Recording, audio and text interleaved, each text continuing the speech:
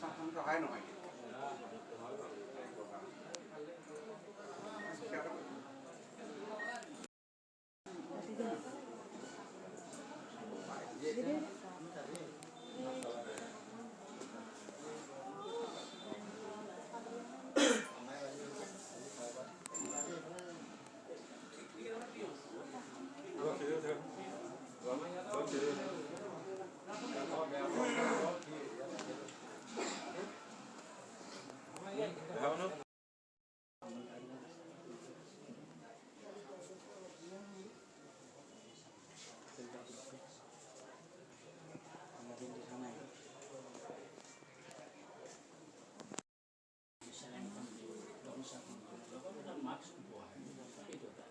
মানুহে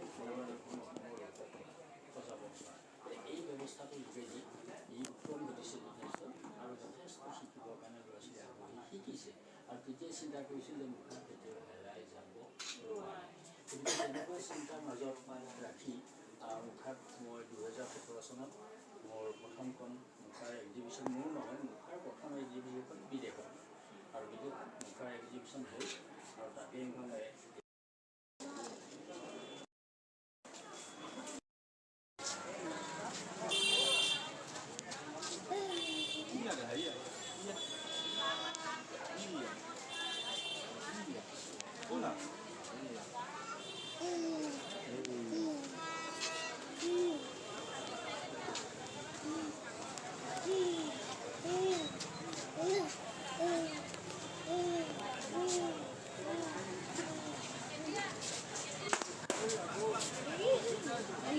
Guys, I made it.